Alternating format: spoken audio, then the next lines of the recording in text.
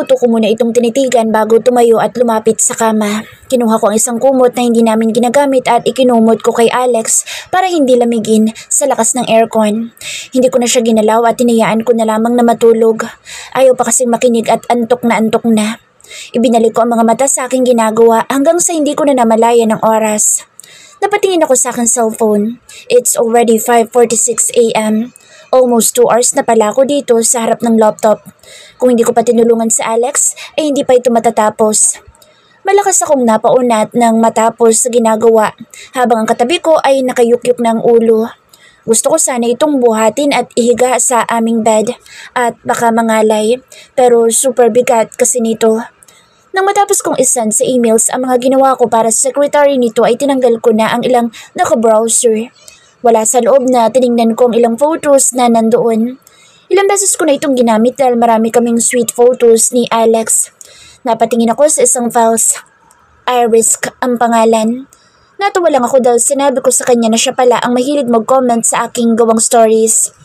Curious kong binuksan ang files na iyon at nang tumambad ay bigla akong napanganga.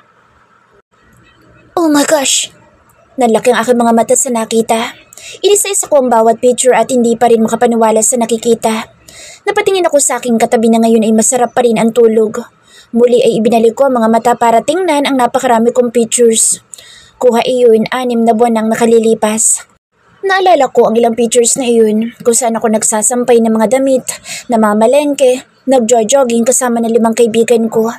Halos lahat ay stolen shots. Peste, stalker ba itong si Alex?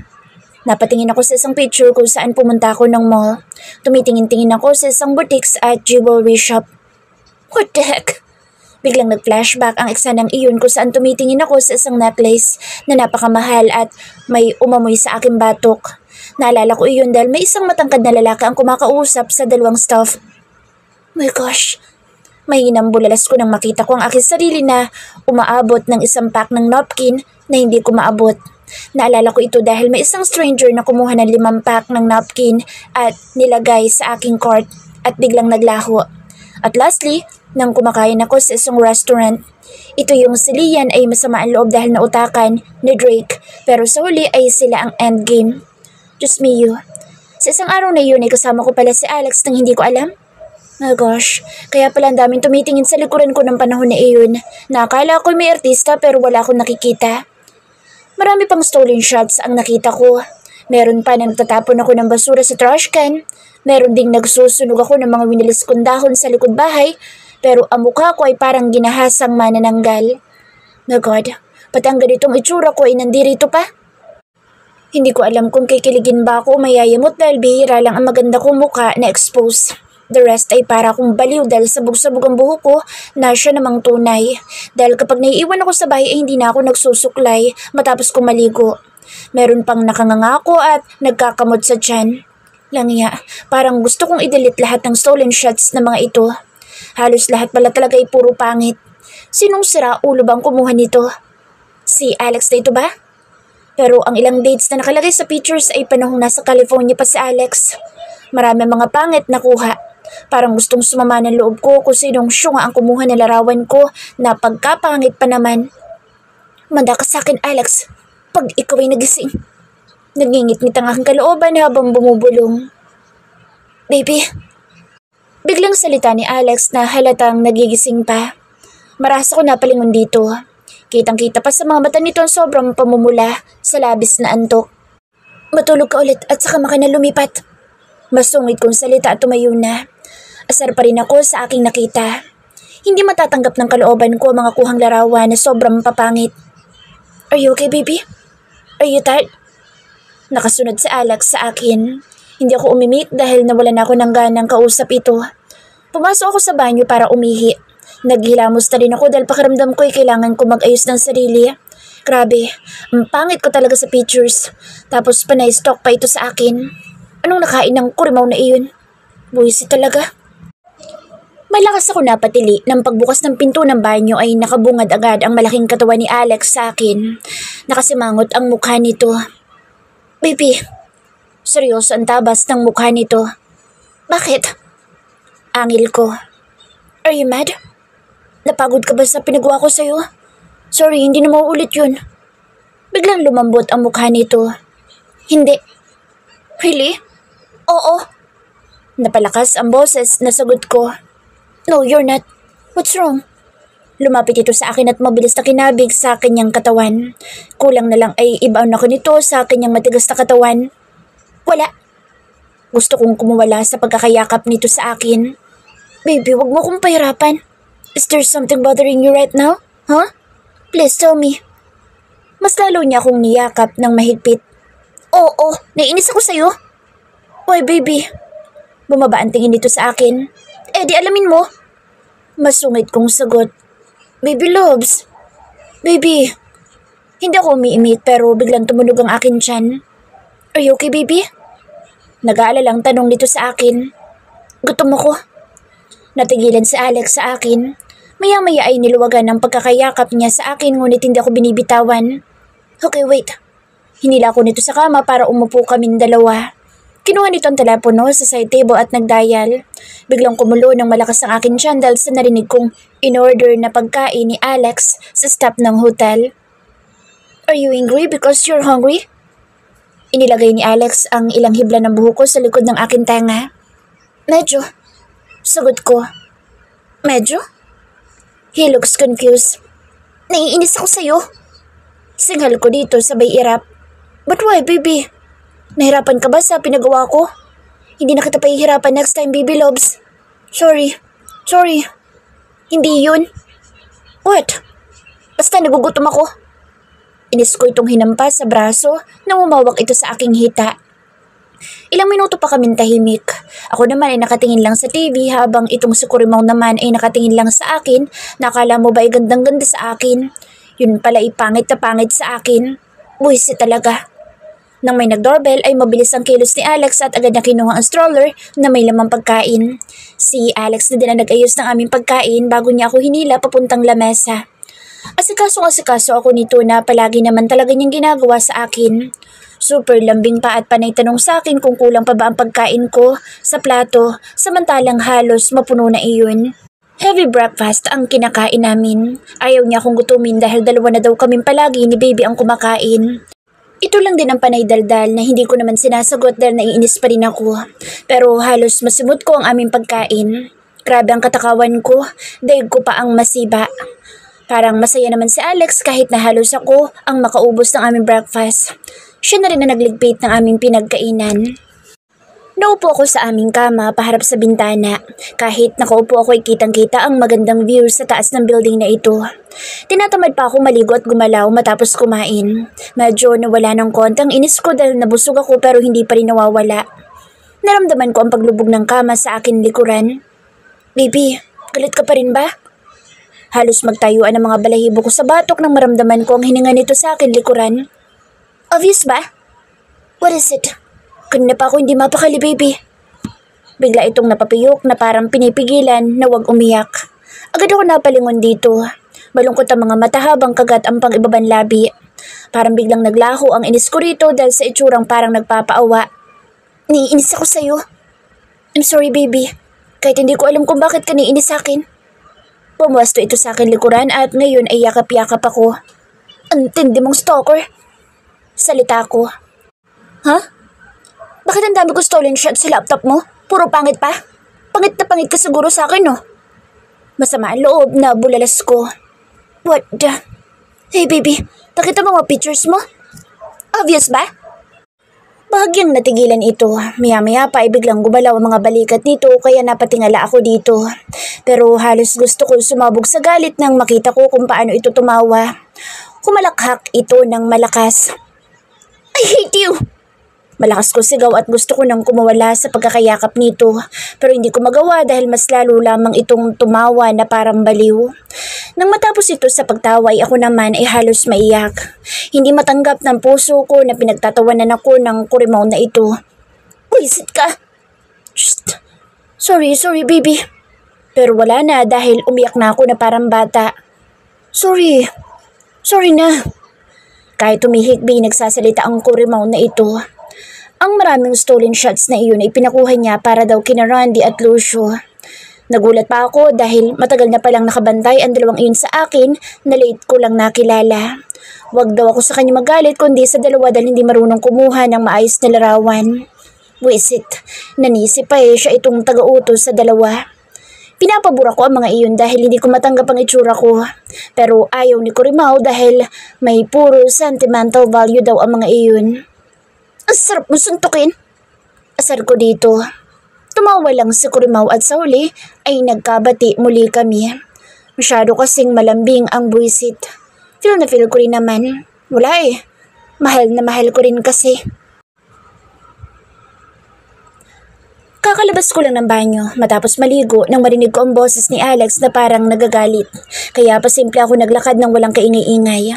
Sa terrace na makapal ang glass ay nakahawak ang isang kamay nito doon habang ito ay nakatayo at nakaharap sa magandang view ng Maynila. Mahigpit kong itinali ang roba sa aking katawan habang nakapulupot naman ang isang tuwalya sa aking buhok. Gusto kong lumapit kay Alex para marinig ko kung sinong kausap nito at ganoon na lamang ang galit nito. Panaka-naka pa itong nagmumura na hindi na ata nawala sa bibig nito kapag nagagalit. I'll try my best to get there very soon. Yes, I don't want to tolerate that dumb behavior. Maras na salita ni Alex. Hindi ko alam kung sino kinakausap nito pero sa tingin ko ay baka ang secretary nito sa California. At yun lang naman kasi ang pagkakaalam kong stress siya nung mga nakarang araw. Nang gumalaw si Alex para humarap ay kasing bilis ng kidlat akong tumalikod at naglakad para kumuha ng damit sa closet. Nakakahiya naman at baka sabihing nakikichismis pa ako, lalo na't mainit pa ang ulo ni Alex. Kahit na mahaba ang pasensya nito ay parang umiiksi na dahil sa stress nitong mga nagdaang mga araw dahil sa trabaho. Meron pa nga nagpupunta pa ito sa office ng kaibigan nitong si Sian sa itaas ng building para makipag-usap. Hindi ko sure dahil palang palagi nalang confidential ang mga pinag-uusapan. Mabuti na lamang at madalas kami magkita na dalawa ni Hana. Dahil parehas kaming buntis ay magkasundo tuloy kami sa mga pagkain. Minsan nga ay nagplano kaming dalawa na dadalaw minsan sa bahay nila Grace at Lester na ngayon ay nagsasama na rin. Marami pa kaming option kung sino man ang available sa aming magkakaibigan ang aming bibisitahin basta payag ang kanilang mga fafa. Kinuha ko medyo hapit sa katawan na sexy dress. Skin toned ang kulay at komportable sa katawan ng malambot na tela. Kakabili ko lang nito noong nakarang araw sa online shop. Pang maternity dress naman ito pero ang sexing tingnan sa picture kaya mabilis kong na-add to cart. Ang dami ko pang pinagbibili. Mabuti naman at hindi nagrereklamo si Alex sa mga kung ano-ano kong binibili. Ang matindi pa ay siya ang laging tagabayad kaya kulang na lang ay ubusin ko ang pera nito. Pero may konting konsensya naman ako kaya paminsan-minsan lang akong mag-add to cart pero sulit talaga. Malakas ako napatili sa gulat nang may humaplos sa akin pang upo. Maras ako napatingala dahil ang walang hiyang si Alex na ito ay kuntodo ang pagkakangisi habang hinihimas ang aking puwetan. Alex! Asik ko rito. Parang kanina lang ay galit na galit ito sa kanyang kausap. Ngayon naman ay parang nabubuhayan. Ang bilis mag-switch ng mode. You're looking so sexy. Hot, baby loves. Just wow. Halos makalimutan kong buntis ka. Nagniningning pa ang mga mata ni Alex habang nagsasalita. Pero ang mga mata'y naglalakbay na sa kabuuan ng aking katawan. Ewan ko ba sa taong ito, kahit ilang beses na kaming nagniig na dalawa at wala nang maitatago pa sa amin dalawa, ay nakakaramdam pa rin ako ng kahihiyan. Kung magsalita kasi ito ay walang preno at kung pumuri sa akin ay parabang first time niya lang ako makitang sexy o kapag maayos sa kanyang paningin ang kasuotan ko. Parang gusto mo akong lapain sa paraan ng tingin mo sa akin, Corimao. Tinaasan ko ito ng kilay. Dinilaan ni Alex ang pangibabang labi na akala mo'y masarap akong pagkain. Yes. Kung ganito ba naman palagi, baby loves, baka taon-taon kang buntis. Nababaliw na salita ni Corimao sa akin. Imbis na mapangiti, ay napangiwi ako sa aking narinig. Gonggong na ito, gusto pa ata akong gawing inahing baboy. Total ikaw nakaisip. Hala, sige, di ko magbuntis. Asar ko singhal dito at agad na naglakad para lumayo. Pero mabilis pa sa kidlat ako nitong hawakan at walang kaabog-abog ako nitong binuhat. Impit akong napasigaw. Nahulog pa ang towel na nakapulupot sa aking buhok. Alex naman? Baby, kailangan nating umalis ngayon. Sabi nito habang nakayakap sa aking katawan kaya nakapulupot ang mga binti ko sa kanyang bewang. Saan? Pagtataka kong tanong. Later, I will tell you kapag nakarating na tayo. Sa ngayon, kailangan muna natin mag-recharge, baby, para lumakas ang resistensya natin. Malaki ang pagkakangisi ni Alex habang nagsasalita. Kulang na lang ay mapunit ang labi nito. Hindi kita maintindihan, Kurimaw. Aalis tayo agad-agad tapos ano ulit yun? Nakasimangot ang mukha ko dahil parang alam ko na ang gusto ng Kurimaw na ito. Gagawa tayo ng kambal. Malakas ako napatili sa sobrang kalandian ng Kurimaw na ito. Wala na ako nagawa at nagpaubaya na lamang. Alex, parang familiar itong lugar na ito. Tanong ko sa akin katabi na ngayon ay inaayos ng aming gamit para bumaba sa chopper nito. After kasi namin maglandian na dalawa ay si Alex pa naglagay ng ilan namin mga damit sa malaking maleta. Kahit anong tanong ko rito kung saan kami pupunta ay puro secret na lang ay sinasagot. Sobrang mangha ako nang nasa himpapawid na kami. Kahit na kinakabahan pa rin dahil sa nakakalulang taas, ay napawi naman dahil sa magandang view ng mga kabundukan at karagatan. Bumaba ang chopper nito sa isang mataas na building na ang sabi ni Alex ay sikat na hotel daw. We are here in Cebu. What? Malakas ako napasigaw dahil hindi ako makapaniwala. Anong ginagawa namin dito sa Cebu? Dito ako ipinanganak at lumaki hanggang sa nawala ang magulang ko at umalis na lugar na ito, ay ngayon na lamang ako muling nakabalik pa rito. Yes, baby. May kailangan tayong puntahan, kaya sinama na kita. Inalalayan ako makababa ni Alex at nang makababa ay may sumalubong sa amin na staff ng hotel. Hindi ko alam pero parang kilala na siya dito ng mga staff dahil kung todo pa ang pag-assist sa amin dalawa. Ang daldal pa ng hotel manager na si Mrs. Carmen Rivera. Ipinakilala naman ako ni Alex dito at magalang na binati ako nito. Nagtataka man ay napakapit na lamang ako sa braso ni Alex dahil silang dalaway nag-uusap habang naglalakad kami. Nauna na kasing bumaba para dalihin ang aming gamit sa isang VIP room. Matapos namin magpahinga at kumain ng merienda ng hapon na iyon ay agad kaming bumaba ng building. Sobrang laki at taas ng hotel building na ito. Nagugulat na lamang ako dahil maraming nakakakilala kay Alex at panay ang yuko ng mga ito sa gulat nang makita siya. Dalawang naisip ko kung isa ba ito sa pagmamayari ng kanyang kaibigan o madalas siyang nagpupunta sa lugar na ito para mag-check-in.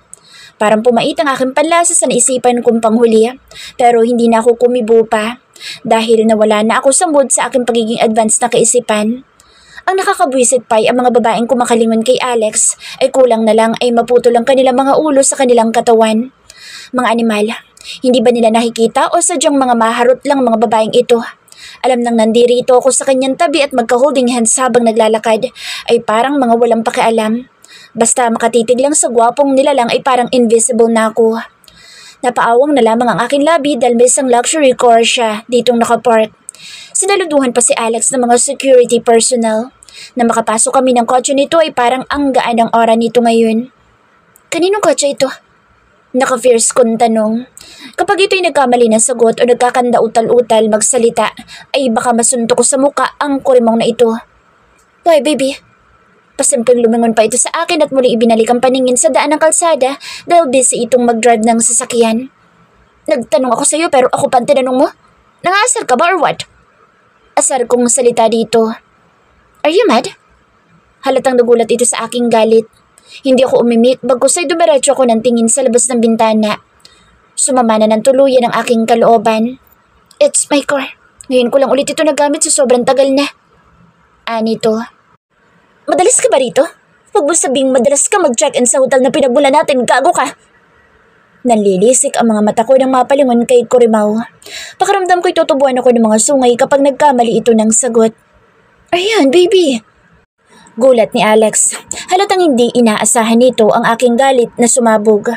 Mabilis itong huminto sa tabi ng kalsada at manghang humarap ito sa akin. Baka sa muka ang pagkalito sa inasta ko. What's wrong? Oh God, parang mali na naman ang iniisip mo sa akin. Ipaintindi mo sa akin. Singhal ko rito. Malakas itong napabuntong hininga at kumalma. Halatang ayaw nitong salubungin ng aking galit. That hotel is my own. Actually, it's our hotel. 4 months ago ay inalok sa akin ni Sian mula sa kakilala niya.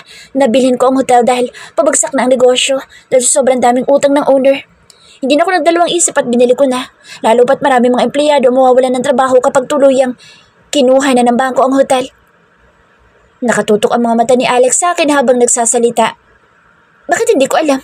madalas naman tayo magkasama. Paninigurado ko pa. It happened for only one day. Umuwi ako maulan at may sakit. And then you showed up to take care of the sick person. Me, baby. Masuyo ako nitong hinawakan sa kamay. Agad na napawi ang masamang isip ko sa taong ito. Bigla ako nakonsensya sa pagiging mapanghusga. Ang bilis uminit ng ulo sa mga walang kwentang bagay. Biglang nag-flashback ang pangyayaring iyon nang alagaan ko ang may sakit na si Alex. Shocks. Biglang uminit ang aking muka nang maalalang yun din ang araw na naisuko ko ang aking bataan. Did you remember our first... Shut up! Nangamatis ang aking pagmumuka, sabay irap dito. Bigla itong humalakak ng pagkalakas-lakas. Ano nakakatawa? Nothing, baby. Hinuhusgahan mo kasi ako agad ng kung ano-ano. Loyal naman ako sa baby loves ko eh. Tumigil na rin ito sa pagtawa at nagpipigil na lang pero ang lawak pa rin ng pagkakangisi. Malay ko ba kung may side chicks ka dito? Nakaingos ko pero sa totoo lang ay kinilig naman ako sa kurimaw na ito. That will never happen, baby. I swear to God. You and only you that I wish to be mine. Mine forever. Masuyong hinalikan ako nito sa aking noo. I love you so much, my Aryan. I love her, baby. Malamlam ang mga mata ni Alex sa akin sabay haplos sa akin tiyan. Kinilig ako.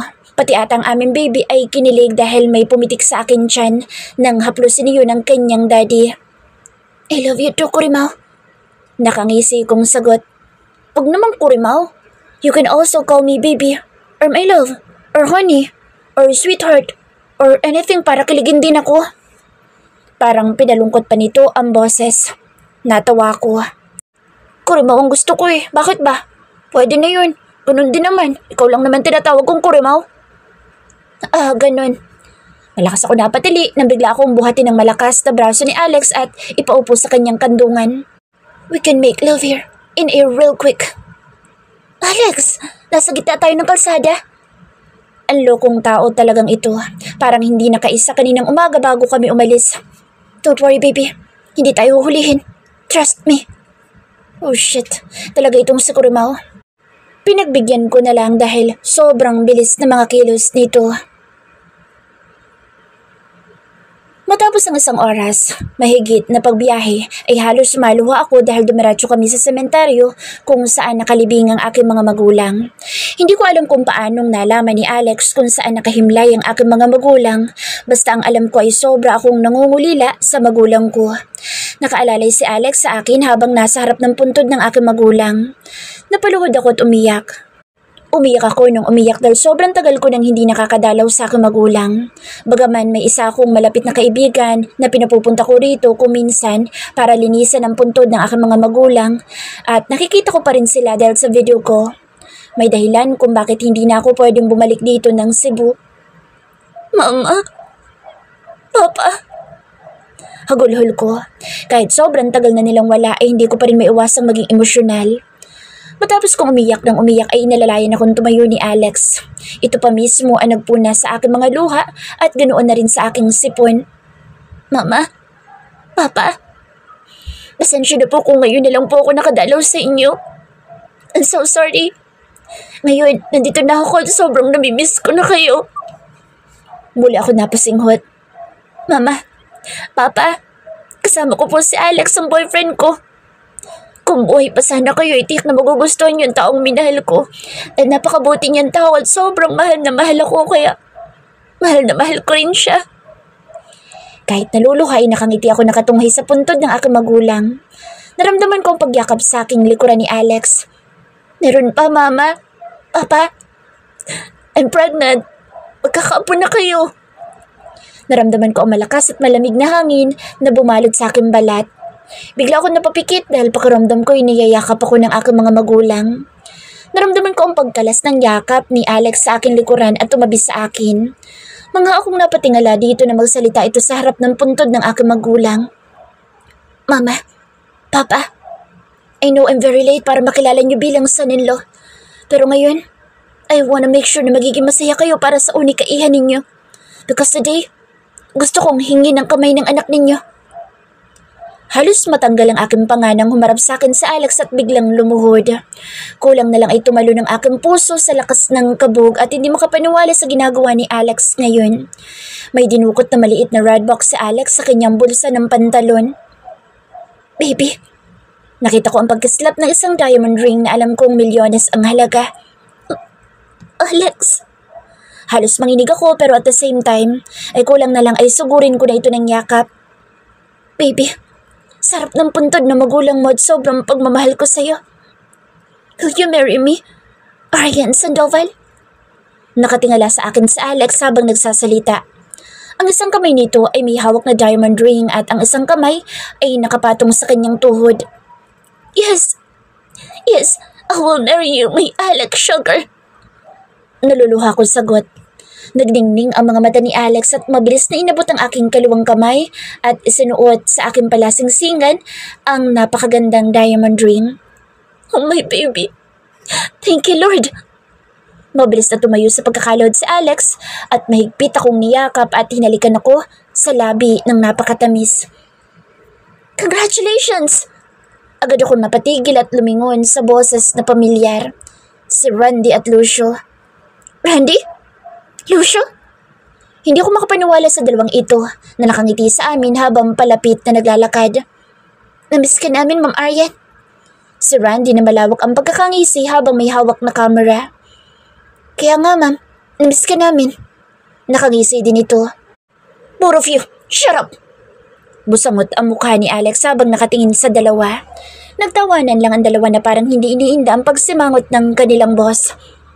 Namiss ko rin kayong dalawa. Masayang sagot ko.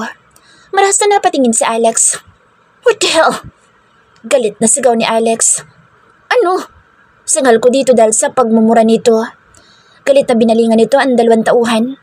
Dapat pala hindi na kayo nagpakita. Parang nabadrip pa ako sa inyong dalawa.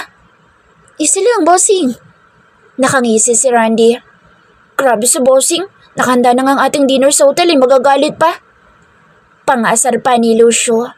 Kinurot ko sa tagiliran si Alex. Mayos ka nga, para kang bata. Nakasunod na sasakyan ang tauhan ni Alex sa amin pabalik ng hotel. Nang makapasok kami sa entrance ng hotel ay halos mapangangako nang sumalubong ang mga umuulang confetti at mga lobo sa kapaligiran. Congratulations for our newly engaged! Mahigpit ako napakapit sa braso ni Alex nang makita ko napakarami mga tao na nakatayo. Paglibot ko ng mga matay, hindi ako makapaniwala sa akin nakita. Ang mga kaibigan ko. Congrats, Bessie! Nagtatakbo si Lian upang lumapit sa akin kaya napabitaw ako kay Alex. Congratulations, Aryan! Sabay na bumati si Mika at Tanya. Congrats, Ate Aryan! Si Hannah at kasunod dito sa likuran si Grace. Congrats, Aryan! Ani Grace. Ang panghuli na bumati ay si Tina. Isinama pa raw ito ni Lander na kanyang boyfriend. Isa-isa nila akong niyakap at kulang na lang ay malamog ako. Hindi na ata natapos ang pagluha ko mula pa kanina. Sobrang saya ko at para akong lumilipad sa kalangitan sa sobrang saya ng pakiramdam. Sobrang nakakagulat ang buong araw ko. Mula kanina na isinama ako ni Alex papunta ditong Cebu hanggang sa daling niya ako sa puntod ng aking magulang at nag-propose upang pakasalan siya. At ngayon ang aking mga kaibigan ay nandirito. Kasama ng buong staff ng hotel ay nandirito para sa aming engagement party. Nakilala ko ang big boss nila Alex. Unang kita ko sa boss nila nung ikasal si Tanya. Kumpleto din ang mga kaibigan at kasamahan sa grupo ni Alex. Ngayon ko napatunayan na palaging ang nagkakatipo ng grupo sa tuwing may mahalagang okasyon ang bawat miyembro bukod sa kanilang misyon. Sobrang saya ng gabing ito. Natuwa pa ako dahil mananatili pa na isang araw mga kaibigan ko bago magsibalik sa kanilang mga buhay. Hinanap ko si Trisha na anak ni Tanya at Dustin. Hindi na daw isinama dahil may pasok daw ito sa eskwela at binabantayan ng magulang ni Dustin. Bukas may lakad tayo ha? Only for girls lang. Bawal ang mga pam-pam. Malakas na sigaw ni Lian sabay taas ng wine. Agad na nagtawanan kami sa sinabi ni Lian na mukhang may plano sa buhay. Ito pa naman ang mahilig gumala at palagi kaming bit-bit. Hindi ka ba pababawalan ni Drake mo? Singit ni Grace. Ah, kago siya. Kanya-kanyang buhay to. Sabay lagok ng wine. Napangisi si Mika. Aba, mukhang may war on sweet couple ah. Pangaasar nito kay Lian. Nag-away kayo? Tanong ni Tanya. Sumimangot ang magandang mukha ni Lian. Mika, parang mo ako ng rifle mo. Yung isang kasalang, sabog pati kaluluwa. What the heck? Gulat na salita ni Mika. Hala, Ate Lian, mukhang antindi ng away niyo ah. Napahawak pa sa bibig si Hana dahil sa gulat. May problema ka ba, Lian? Tanong ko dahil parang may mabigat itong dinadala. Wala. Pabalang may binagsak nito ang hawak na glass. Parating na ang Prince Charming mo, Ate Lian. Sa Tina na napatingin pa sa taong parating na walang iba kundi si Drake. Bigla kaming natahimik lahat ng walang ano-ano'y pinangko ni Drake si Lian. Kulang na lang ay magwalang aming kaibigan pero sinundan na lang namin ang mga ito ng tingin nang pumasok ang mga ito sa elevator. Kaya ayoko magjowa eh. Daming kaartehan. Singit ni Mika. Weh. Hala si Kevin may kausap na babae. Nguso ko papunta sa direksyon ni Kevin dahil may kumakausap na babae dito. Hallelujah. Nakita ko ang pagdilim ng mukha ni Mika nang mapatingin kay Kevin. Kunwari hindi siya nagsiselos ah. Singit ni Grace at halos samaan ito ng tingin ni Mika.